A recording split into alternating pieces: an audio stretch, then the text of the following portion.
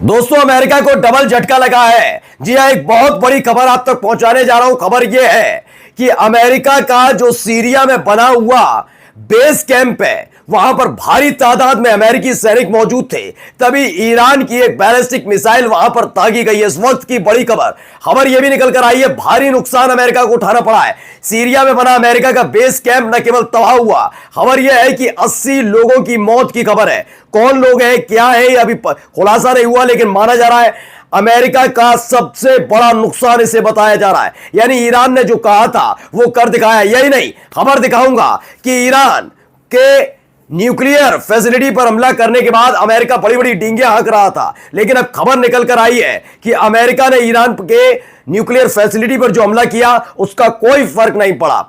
इसी के साथ खबर दिखा रहा हूं, ईरान ने इजराइल को धुआं धुआं कर दिया। आज की पूरी रात पूरा इजराइल अंधेरे में समा गया। जी हां, पावर प्लांट पर हमला हुआ और उसके बाद घुटने के बल बैठ गया इजराइल। उसने कह दिया है कि अब और युद्ध नहीं, यानी ईरान के सामने इजराइल ने कर दिया सरेंडर। नमस्कार, मैं हूं प्रज्वल गौतम और आपको दिखाने जा रहा हूं इस वक्त की सबसे बड़ी खबर। देखिए, न्यूज 24 की खबर है, ईरान ने अमेरिका के सैन्य अड्डे पर किया हमला, पहुंचाया भारी नुकसान। जी हां, यह सैन्य अड्डा है सीरिया में बड़ा हमला हुआ है। देखिए, खबर एक और आई, ईरान ने 36 घंटे बाद ही ले लिया अमेरिका से बदला। सीरिया में मिलिट्री बेस पर अटैक हुआ है। यह बड़ा अटैक, बड़ा हमला बताया जा रहा है। यह हमला इतना बड़ा है दोस्तों कि इसमें बताया जा रहा है 80 लोगों की मौत हुई है, जिसमें ज्यादातर अमेरिकी सैनिक मौजूद है। अमेरिकी सैनिकों का जिक्र क्यों कर रहा हूं कि जहां भी, खास तौर पर सऊदी अरब वगैरह, इन एरिया को छोड़िए, जैसे इराक हुआ, सीरिया हुआ,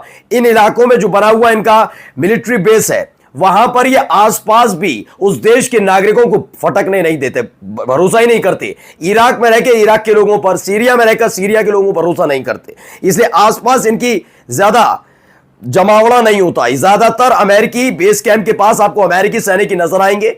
जो भी इनके पास आने की कोशिश करता है उसके साथ कैसा सलूक करते हैं सबको पता है। ऐसे में सीरिया में अमेरिकी बेस कैंप पर जो हमला हुआ, बेस कैंप में जिसमें 80 लोगों की मारे जाने की खबर है कि इसमें ज्यादातर अमेरिकी सैनिक हैं। यानी एक बहुत बड़ा नुकसान अमेरिका को झटका। डोनाल्ड ट्रंप को अब समझ आ रहा होगा कि उसने जल्दबाजी में कर दिया। उसे लगा कि इराक में जैसे वो करता रहा वैसे ही ईरान में कर देगा, लेकिन हालत खराब हो सकती है। अब आइए अगली खबर, यह देखिए, TV9 भारतवर्ष की खबर है, ईरान पर अमेरिका के हमले के बाद सीरिया में मौजूद अमेरिका के सैन्य ठिकाने पर हमला हुआ है। ईरानी मीडिया ने सोमवार को जानकारी दी कि सीरिया में अमेरिकी सैन्य अड्डे पर हमला हुआ है। यह हमला ईरान की ओर से पहला हमला माना जा रहा है जो इजराइल से अलग किया गया। हालांकि ईरान की तरफ से हमले की जिम्मेदारी नहीं ली गई है, लेकिन ईरान ने चेतावनी दी थी कि अगर अमेरिका जंग में कूदता है तो मध्य पूर्व में मौजूद उसके सैन्य अड्डों को निशाना बनाएगा।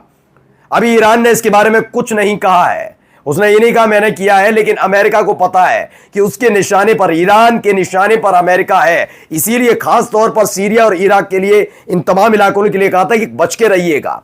उन्होंने खास तौर पर अपने नागरिकों को सजग किया था, क्योंकि डोनाल्ड ट्रंप को लगता है कि उसके जो सैनिक हैं, उसके जो हथियार हैं, सबसे अजूबे वाले हैं, उसे कोई खत्म नहीं कर सकता है। F-35 दो जेट प्लेन गिराए गए, तब भी उनको इस बात की अक्ल नहीं आई। और देखिए, खबर यह है कि ईरान के हमले से ही यह सब कुछ हुआ है। चलिए अगली खबर दिखा रहा हूं।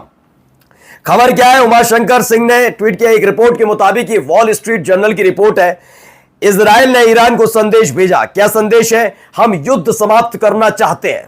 कहा कि हम युद्ध समाप्त करना चाहते हैं। तेहरान ने कहा अभी समय नहीं आया है। उन्होंने कहा हम युद्ध समाप्त करना चाहते हैं, यानी इजराइल अब ईरान के सामने घुटनों के बल बैठ गया है। जबकि ईरान का कहना है अब यह युद्ध तो चलेगा 3 से 6 महीने, अब तैयारी करके रख लेना, जहां से मिसाइल, जहां से बम गोला बारूद, जहां से मंगाना है, जो सामान मंगा के रखो। अब इजराइल दहकता रहेगा अगले 6 महीने तक। इस बात का ऐलान इजराइल पर ईरान ने कर दिया है। क्योंकि यह क्यों किया अब इजराइल ने, वो समझाता हूं, पहले ये वीडियो देखिए। यह वीडियो निकल कर आई है इजराइल से। अजदूद पावर स्टेशन है, बर्बाद कर दिया एक झटके में। एक के बाद एक ऐसी मिसाइलें गिरी हैं, उसके बाद पूरा का पूरा इजराइल अंधेरे में समा गया है। ऐसे कई पावर स्टेशन को भी निशाना बनाया गया, जिसमें अजदोद की लेकर ये पावर स्टेशन की वीडियो निकलकर सामने आई। ये देखिए, इसके अलावा तेल अवीव के अलग अलग हिस्सों में जो हमले हुए हैं वो वीडियो भी देखिए आप। तो सोचिए, आज की 2 बड़ी खबरें निकलकर सामने आ गई। एक तरफ अमेरिका के बेस कैंप पर हमला हो जाता है, तबाह हो जाता है अमेरिका का बेस कैंप सीरिया में इस बात को लेकर पहले भी उम्मीद जताई जा रही थी। अल जुलानी जो अभी एचटीएस के हेड थे, जिस पर अमेरिका ने करोड़ों का इनाम रखा था, जिन्हें आतंकवादी कहता था, अल जुलानी से अब हाथ पैर गले सब मिले जा रहे थे अमेरिका की तरफ से। ठीक है, यानी अमेरिका अपने हिसाब से तय करता है फलाना आतंकी अगर हमारे साथ है तो आतंकी नहीं है, तो दूसरी साइड खड़ा है तो वो आतंकी है। इस तरह की नीति रीति अमेरिका की। अमेरिका का दोगलापन सबके सामने उजागर हो चुका है। मैं ये नहीं कह रहा अल जुलानी कौन है कौन नहीं, उस पर चर्चा का विषय नहीं है, लेकिन ये अल जुलानी है जिन पर इनाम रखा था अमेरिका ने। सीरिया में इस समय उन्हीं का शासन है, एचटीएस के नाम से उनका। और अब देखिए, अब ये मामला क्या आया, सीरिया में उन्हें हटा दिया गया, सफाया हो गया, एक झटके में पूरा बेस कैंप खत्म हो गया। चलिए, वो दूसरी तरफ इजराइल तहक रहा है। अब इजराइल तहक रहा है तो क्या हो रहा है, जरा तस्वीर देख लीजिए। ये लोग कहां जा रहे हैं, पहले वीडियो देखिए तो आपको आलीशान लग रहा होगा सब कुछ, कितना शानदार, चेहरे मुस्कुराते हुए। ये कौन लोग हैं जानते हैं? ये बाबू लोग हैं इजराइल के मंत्री, इजराइल के नेता, इजराइल के सांसद, ये तमाम लोग, बड़े बड़े अधिकारी एसी वाले कमरे से निकले और एसी वाले बंकर में घुस गए। खाने पीने की फुल तैयारी, मिसाइल गिरे तो कोई असर ना पड़े, क्योंकि ये बनाया ही ये नेसेट है। नेसेट का मतलब होता है संसद। इजराइल की संसद को नेसेट कहा जाता है। उसमें नीचे बंकर है। इनको जानकारी मिली कि ईरान ताबड़तोड़ हमले कर रहा है, संसद पर हमला ना हो जाए, इसीलिए नीचे उसके नीचे बने बंकर में चले गए। आराम से सारी व्यवस्था, तपती दोपहरी में जलने की फिक्र नहीं। जल कौन रहा है? इजरायली। फुक कौन रहा है? इजरायली। भाग कौन रहा है? इजरायली। जान कौन बचा रहा है? इजरायली। मारा कौन जा रहा है? इजरायली। कोई फर्क नहीं पड़ रहा। ये इन लोगों को फर्क तक नहीं पड़ रहा, ये आराम से मौज ले रहे हैं। इसीलिए इजराइल में गृह युद्ध जैसे हालात है। और यही बात, इसी बात से इजराइल डरा हुआ, उसने सरेंडर कर दिया कि अब नहीं झेल पाएंगे, हमने तुम्हें भी नुकसान पहुंचा के हम भी थक गए भाई, सब खत्म हो गया। क्योंकि इनके पास 10 दिन का गोला बारूद बचा था, अब 6 दिन का बचा है, उसमें से 4 दिन बीत चुके हैं। 6 दिन तक और युद्ध लड़ सकता है इजराइल, उसके बाद खत्म हो जाएगा इनका गोला बारूद। फिर क्या करेगा? अमेरिका के साथ क्या हो रहा है वो भी मैं दिखाऊंगा, लेकिन देखिए दूसरी तरफ इजराइल के नागरिकों के साथ क्या हो रहा है। ये टनल में अपनी जान बचा रहे हैं, ये देखिए तस्वीर है, टनल के अंदर छिप छिप कर अपनी जान बचा रहे हैं। दूसरी तरफ ये आराम से खा रहे हैं, पी रहे हैं, एसी में मजे ले रहे हैं, कोई फर्क नहीं पड़ रहा। ये अंतर है दोनों तरफ में। मैं इसलिए आपको दोनों तरफ का अंतर दिखा रहा हूं, आप समझ जाइए। आइए अगली खबर आपको दिखाने जा रहा हूं। उमा शंकर सिंह की खबर है। एक अमेरिकी अधिकारी ने न्यूयॉर्क टाइम्स को बताया कि अमेरिका को नहीं पता चला कि ईरान का 400 किलो 60% संवर्धित यूरेनियम कहां है। कोई अता पता नहीं कहां चला गया। 400 किलो का मतलब 4 टन इनका यूरेनियम कहां है, इनको पता ही नहीं था।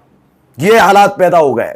खुद सोचिए, 4 टन इनका यूरेनियम गायब हो जाता है, मतलब वहां से हटा दिया जाता है, ये जगह पर फेंकते हैं बम, और ये 4 टन में कितने बनते मालूम? 10 न्यूक्लियर वेपन बन जाएंगे, बम बन जाएंगे, जिससे आराम से शक्तिशाली देशों में शुमार हो जाएगा ईरान। यानी अमेरिका ने जो हमला किया वो पूरी तरह से नाकाम रहा, क्योंकि पहले तो पीठ थपथपाई गई कि हमने पूरी तरह से खत्म कर दिया। अब पता लगा है कि खत्म नहीं कर पाए, अमेरिका यहां भी नाकाम रहा। नमस्कार।